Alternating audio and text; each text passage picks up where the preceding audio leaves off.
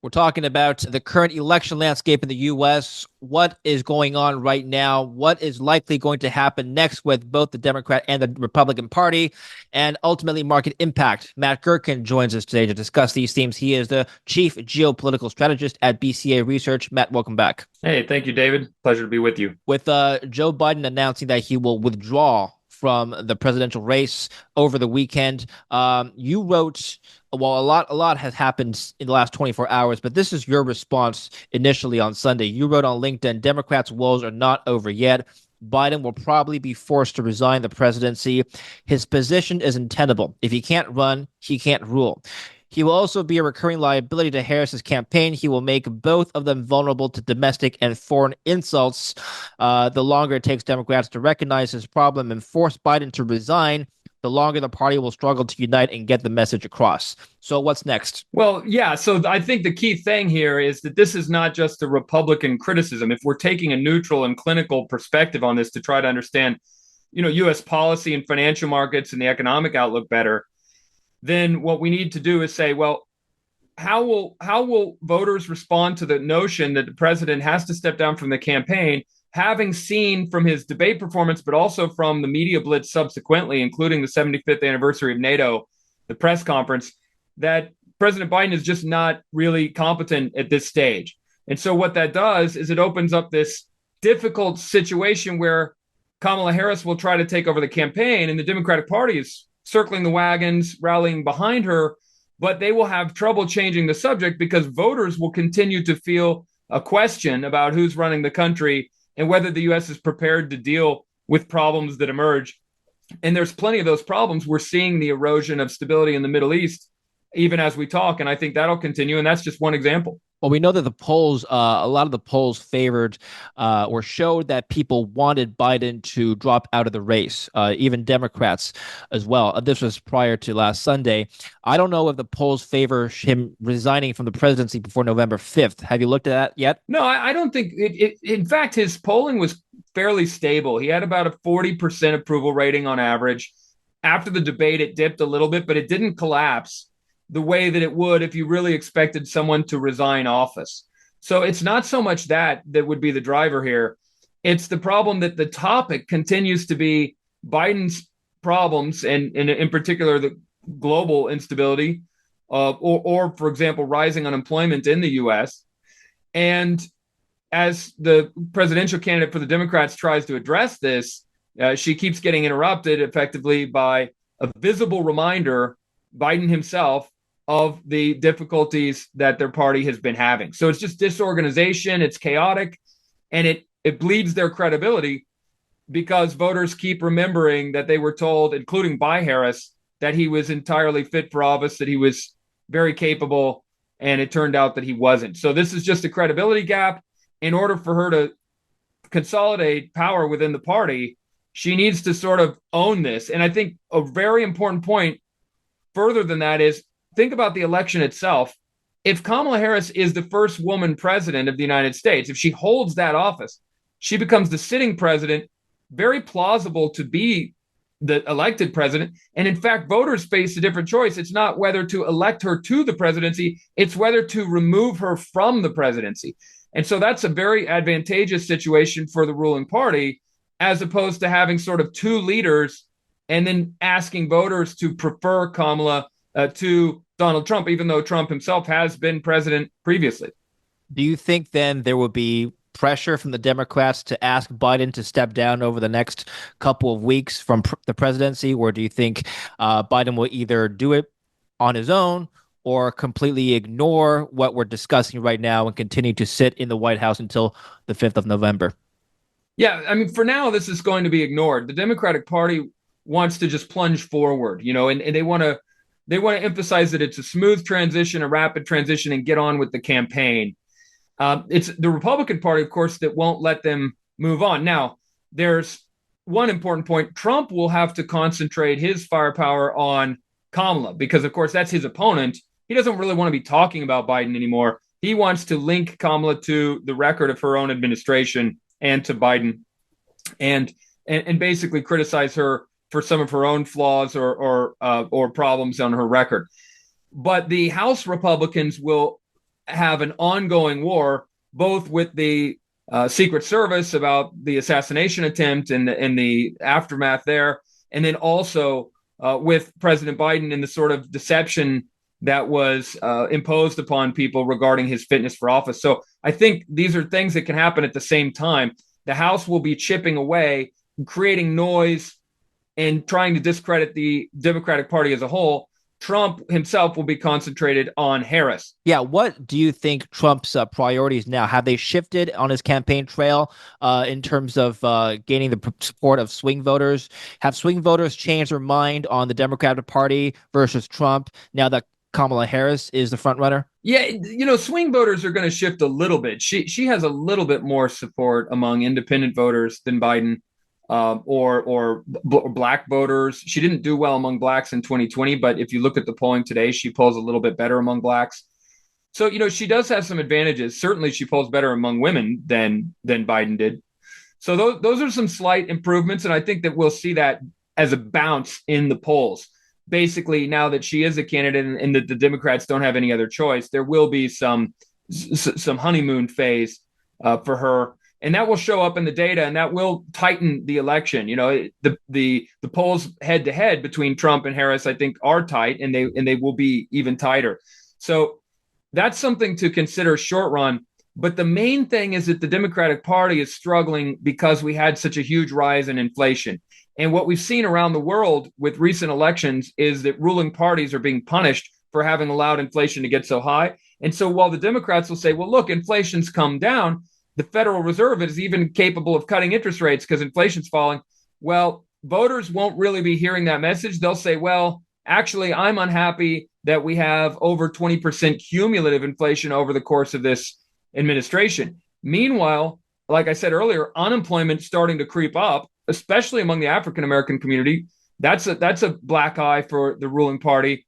And of course, there can be other negative factors like global instability. And so when you put that together, it's very hard for Kamala Harris to turn this narrative around, especially if Biden is still stumbling around making gas.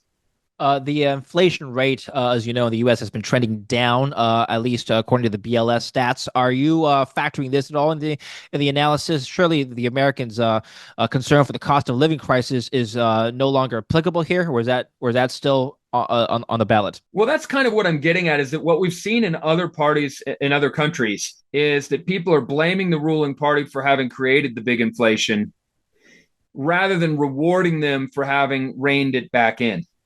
Now, if the U.S. fits that global pattern, we will see the Democrats punished, at least marginally. Maybe they'll hold on to the White House but lose the Senate. That's clearly a very possible scenario here. But the point is that they will suffer, at least on the margin, for the cumulative inflation. Now, maybe with inflation having come down, and if the economy remains resilient, then real wages actually pick up. And we've seen some evidence of this, particularly in red states. But the blue states have improved as well. And so maybe you get real wages perking up as we go into the election. And that sort of saves the Democrats. At the last second, when it looks like they're about to be toppled, they sort of squeak by because of this decline in inflation and a slight improvement in real wages. My problem with that is again, has to do with the unemployment rate. Long-term, permanent layoffs have gone up. When we look at temporary jobs, they're not being filled again when they expire. And headline unemployment is moving up in over a third of the states. And so these are all factors that make it hard for Democrats to claim that they've won some kind of major economic victory. Okay. I think recent events have sort of taken precedence on people's minds. So a week ago, following the assassination attempt on Trump, you wrote that election probability has now shifted heavily in Republican Party's favor. Obviously, Trump will gain more sympathy for the assassination attempt. Truman's approval rating fell, and Ford's approval rating was flat in the months following or after their assassination attempts, but these are exceptions. In other cases, presidential approval tends to rise, like with Reagan, for example.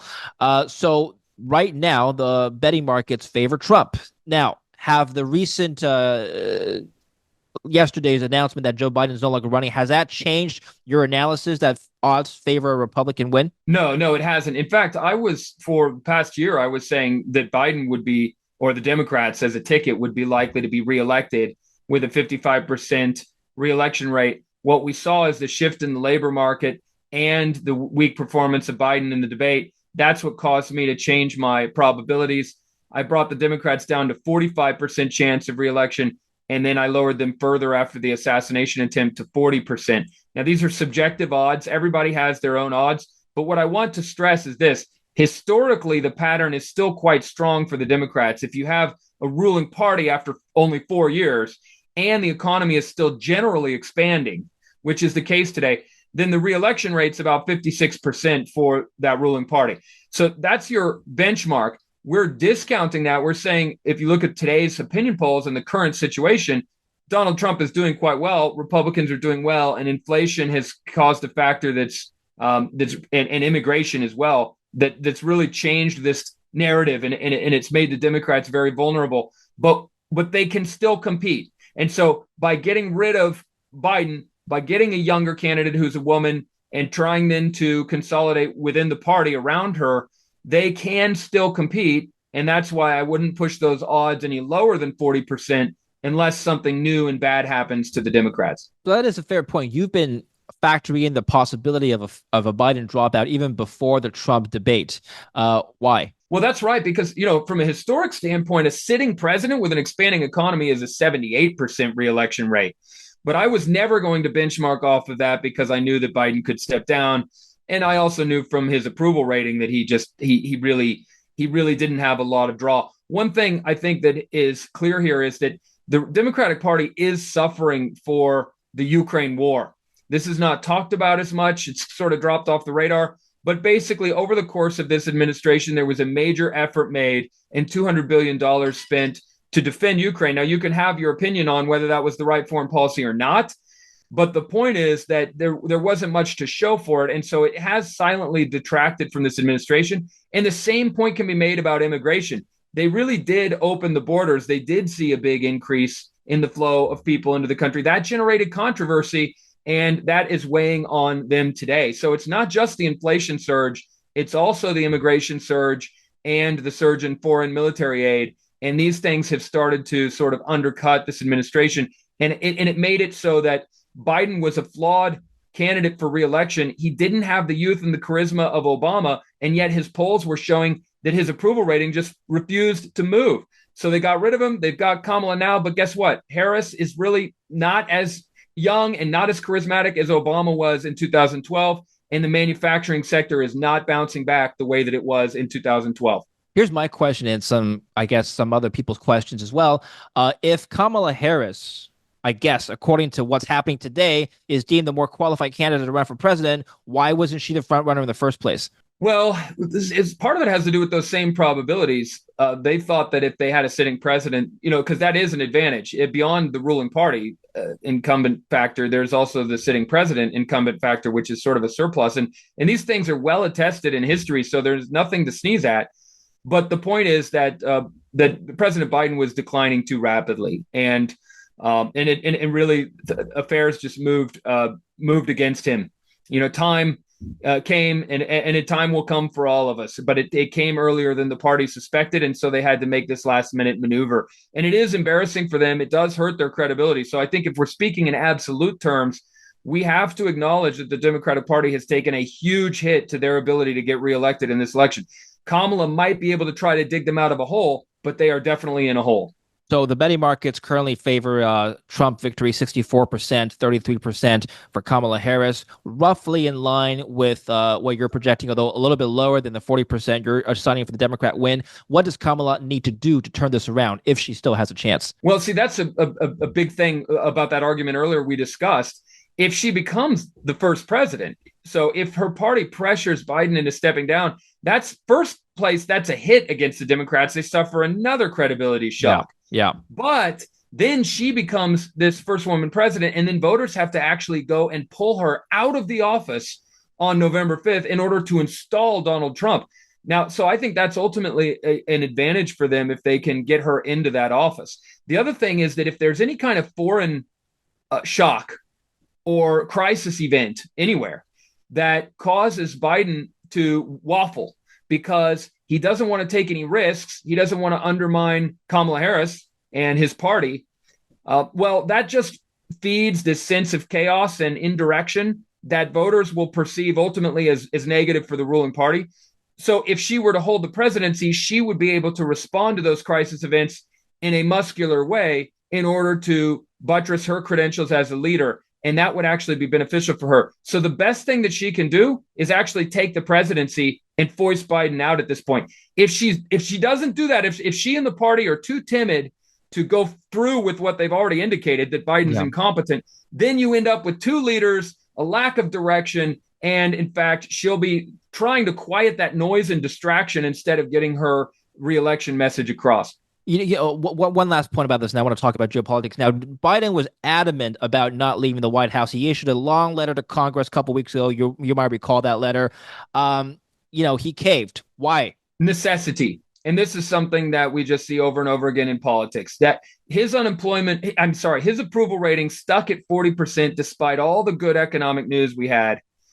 Told you that he was fundamentally damaged as a candidate. And that had to do with the inflation, his age, his ability to speak, and also the Ukraine event and the immigration issues. So all these things made him untenable. And the sad fact for the Democratic Party today is that they're going to have trouble sloughing off that same record. Okay, I want to talk about foreign policy now. You wrote, so we'll examine the impacts of either party's win, starting with the Republicans. You wrote that what will be the geopolitical impacts of the surge in probability of a Republican full sweep? I'll post the post on the screen for people to read. But in summary, you said that first, the U.S. will experience a counter-revolution at home. Second, Israel-Iran conflict will intensify. Third, odds of Ukraine provocations rise. And fourth, China's situation doesn't change at all that much. I want to talk about the fourth issue first. Now, Trump recently, last week, made the announcement or the remark during a Bloomberg interview that Taiwan needs to pay for its own defense. He said Taiwan doesn't do much for us. And he said that the U.S. is basically an insurance company and Taiwan needs to start paying up more. What are the implications of this statement? Okay, so the notion of America first, in great part, has to do with the Trump view and the Republican Party view, by the way. I mean, J.D. Vance, the senator, as the vice president, perpetuates this view beyond Trump, that the burden sharing within the U.S. alliance system has not been fair, and that the United States has borne a disproportionate amount of the burdens for other people's security. And so if that's the approach, then what we will see is this applied to different allies across the board. We see this with NATO. They have to spend 2% of GDP on defense, but we also see it applied to Asian allies as well. And what President Trump is saying is that Taiwan is no exception. Now, of course, Taiwan really is an exception. It doesn't have a mutual defense treaty. The U.S. walked away from that in the 1970s. Also, it has an extremely important place within the U.S. economy and supply chain through semiconductors. And it's also just a linchpin for the security architecture in Asia Pacific. So when you look at all these things together, President Trump would be extremely eccentric and unorthodox and dangerous to withdraw support for Taiwan. He might threaten that as a bargaining tool, but the Department of Defense, the CIA, the Department of State, all of these bureaucratic or deep state elements are going to tell him the United States can't afford to walk away from Taiwan if we're also trying to counter China's bid to become a global power.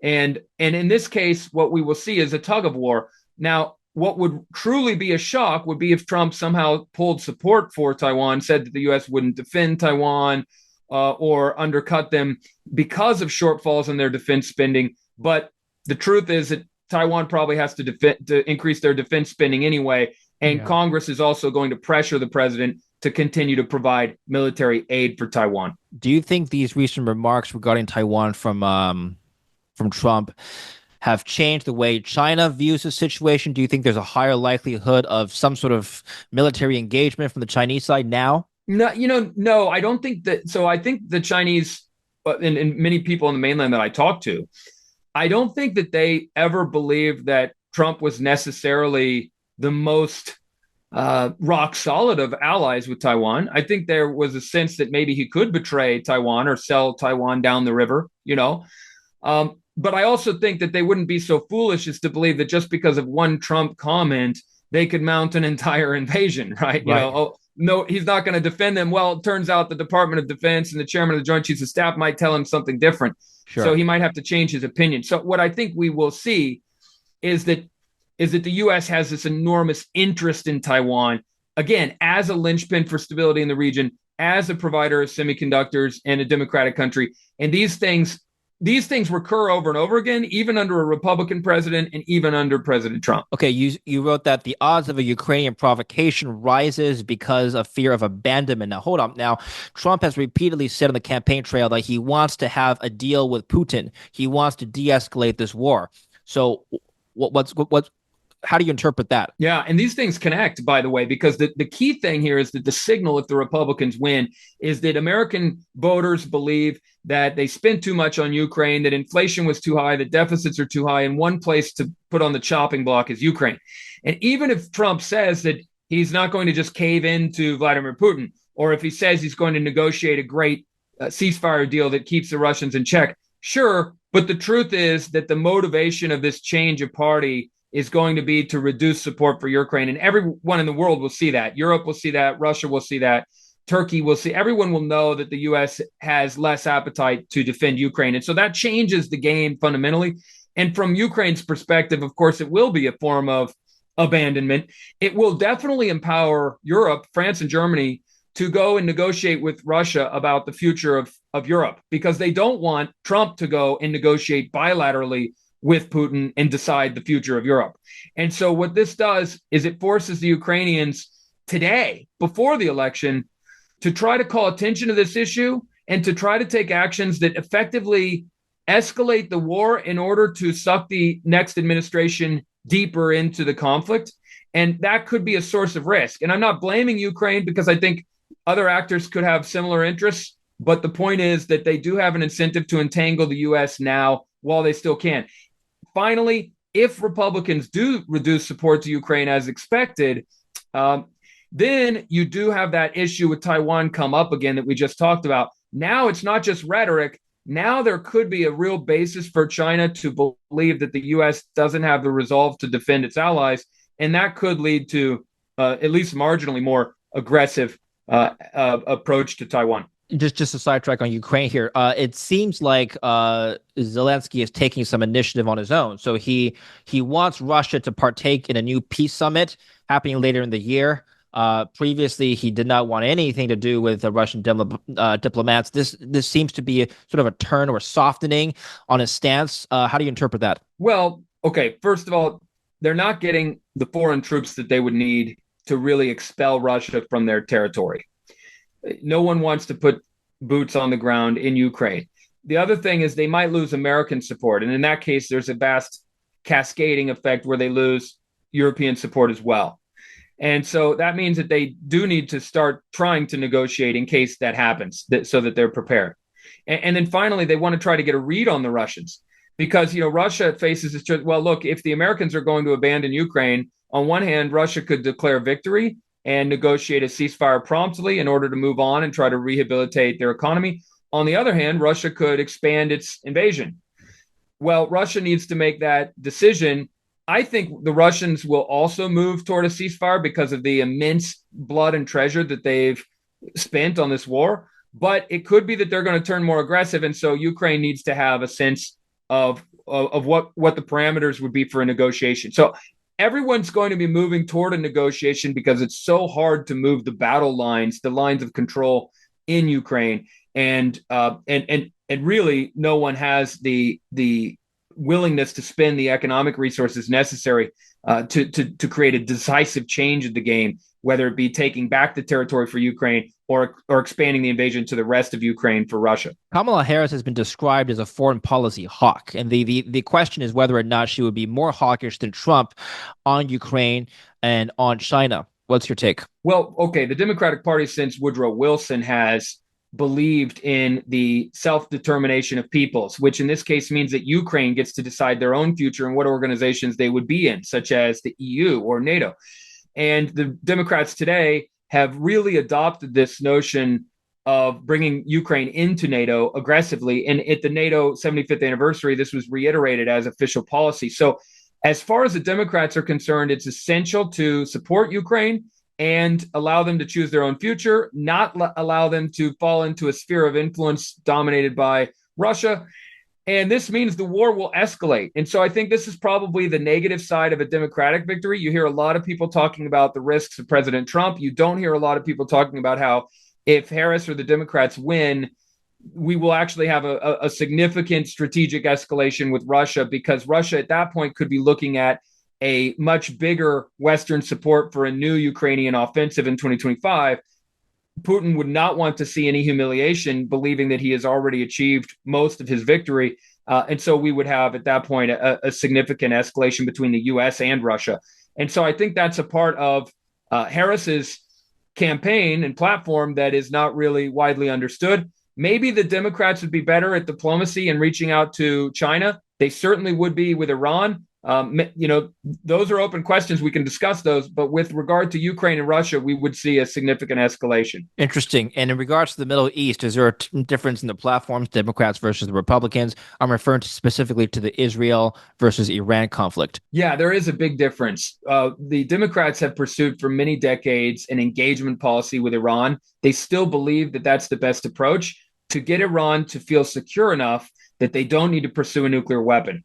They would have a lifting of sanctions. They would have investment coming in from the West. They could develop their economy. The regime would survive on that basis and would not need to pursue a nuclear weapon. It would have an understanding with the Americans that would allow engagement in trade and integration across the region.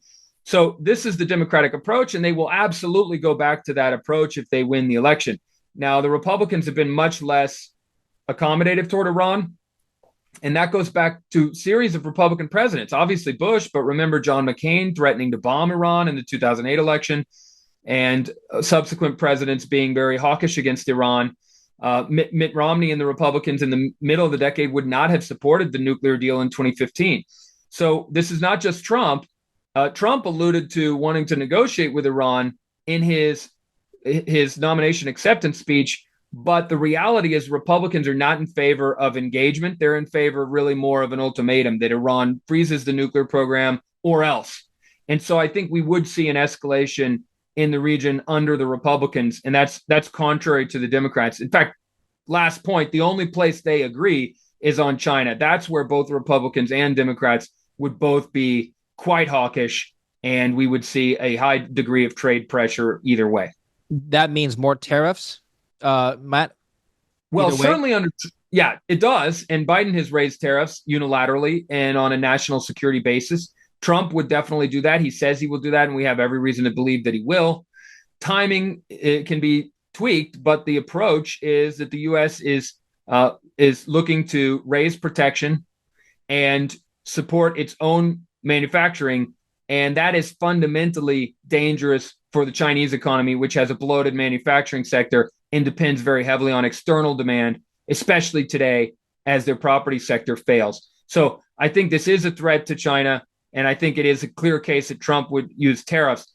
Now, Democrats would use export controls on high technology, and they would try to limit the conflict to there. But what we've seen under Biden is either way, China knows that the United States is trying to undermine their economic development in order to gain a strategic advantage. And of course, China's expecting that, and they were trying to gain a strategic advantage themselves. So this is not really going to change according to the election outcome. The IMF recently warned that trade tariffs could actually reignite inflation, wipe out up to 7% of global GDP, and force interest rates to stay higher for longer. So if you're saying that tariffs are going to happen either way, do you agree with the IMF's outlook? Well, I would make one caveat. And this is happening in general with regard to President Trump, his policies, and the Trump trade, but we can talk about tariffs for now. In the short run, over the next 12 months, maybe 18 months, what we're witnessing is a slowdown in the economy. And remember, that's the reason why the Fed can cut rates, is because the economy is slowing. So that is not an environment that's going to be very inflationary. That's an environment that's going to be disinflationary, because labor market slack is starting to emerge and pricing power is declining among workers. Now, later we could see a rebound in inflation because now that inflation is out of the bottle, it's hard to put it back in. And so going forward, if we recover from a slowdown and you are operating in an environment where global demand has sort of stabilized and started to grow again, and yet you have higher barriers to trade, higher barriers to immigration, larger budget deficits, scarcer savings, all of these things would then be inflationary. So I think short term, we have to expect disinflation, but we have to remember that's a cyclical effect, whereas structurally, we have moved into a more inflationary environment as a result of governments spending a lot of money and printing a lot of money. And then the final point you made in your post that I want to address, you said the U.S. will experience a counter-revolution at home. So countries will wait to see whether they can exploit U.S. distractions or whether they need to fear U.S. redirecting its negative energy abroad. That's a pretty loaded statement. What do you mean by that? Yeah, there's a lot there, but I'm quite serious. So I think that when outside countries are looking at the United States, what they see is a country that has been roiled by inequality, immigration, and deindustrialization. And so there's these huge factional battles, this extreme political polarization, and other countries fear that the instability in the United States can either cause them economic problems, like if the US is sort of declining in some way, or it can cause them a foreign policy problem if the US starts to become aggressive. And we have to consider this, and I'm being theoretical here, but I'm saying that an outsider will see that, okay, the US has this problem. Maybe the US will just sort of go home and turn inward and try to sort out its own problems by itself. Or maybe the US will turn around and blame someone else. And this is how countries behave. This is not unique to the United States, but it does so happen that the US spends a lot on its military and has a lot of power projection capability. So, what I'm underscoring here is that if you're a foreign power and you have any reason to fear the United States, you're going to be on pins and needles about this election because your suspicion might be that even though the United States is dealing with internal issues, it could end up blaming others. Now, this is quite clear with the trade policy with China. China has a whole rash of mistakes and policy sins that they've committed, and that's provoked the United States. But the U.S., of course, is also scapegoating China. So that's a key area here. But also look at Iran. President Trump says he wants to have peace around the world. He says he wants to negotiate with Iran. But if he's the president who is faced with the question of whether Iran gets a deliverable nuclear weapon or not, he might end up being quite hawkish. And so and entertaining the military option. So I think we have to keep those things in mind, even though they aren't part of the narrative today.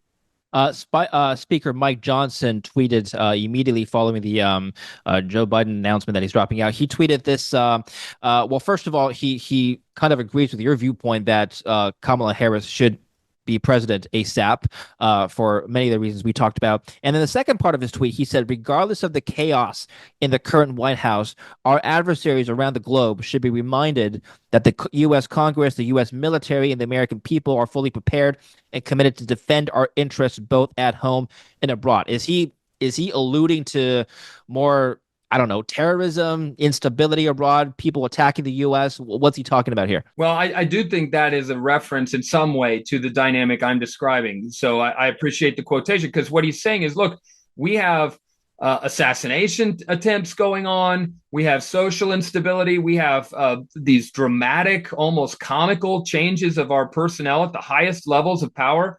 We don't really have an active or competent president right now, or apparently we don't. So, those things could entice or invite a foreign enemy to take advantage of. And remember that Iran, according to the Secret Service, Iran had actually been plotting to try to assassinate President Trump. And that was separate from what occurred in Pennsylvania. So this is just a tumultuous environment where the United States is unstable. And that could mean that we would be vulnerable to foreign threats. It could also mean that foreigners could be vulnerable to us at some point later if we sort of rally behind some new idea. And so these are the things that very watchful, very vigilant observers and foreign governments will be thinking about.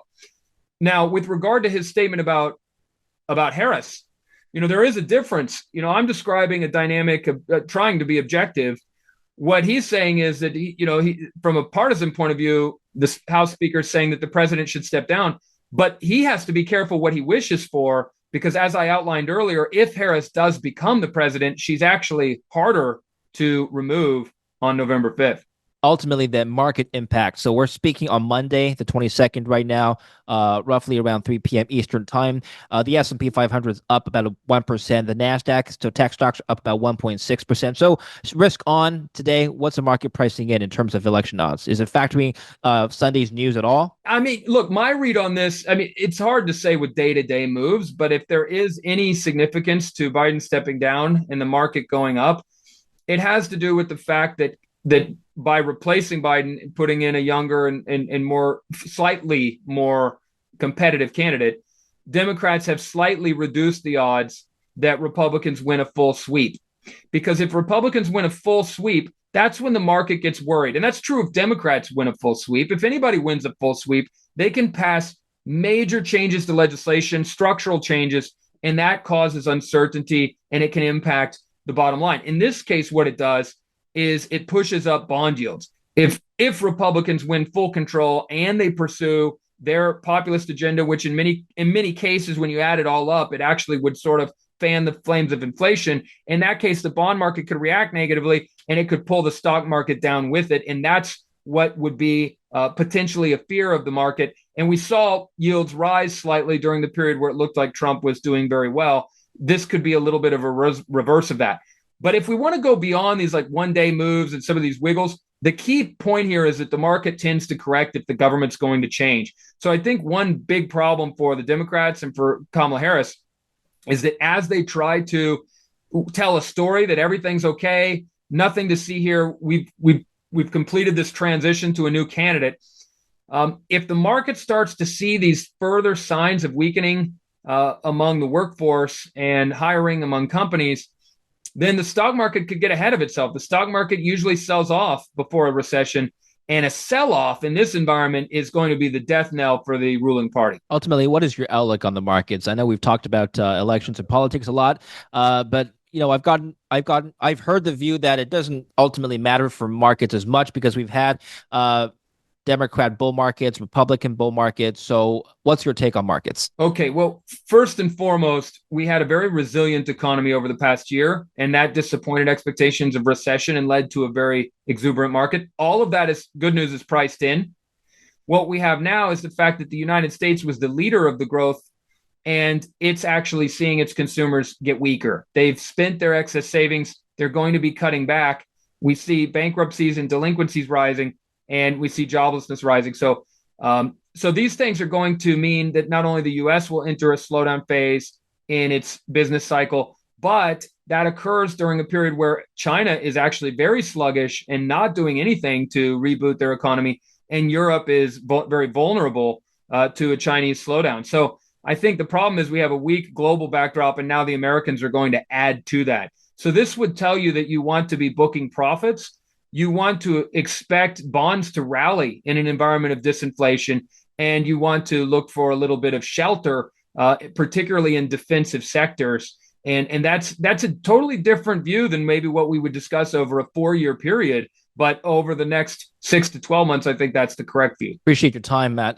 Thanks for educating us. What can we learn from you and BCA Research, and where can we go? Well, just go to the Geopolitical Strategy webpage, go to BCA Research. We've got a lot of strategists doing excellent macro investment research. Okay, we'll put the link down below. Thanks very much for your time. Thank you, David. Thank you for watching. Don't forget to like and subscribe.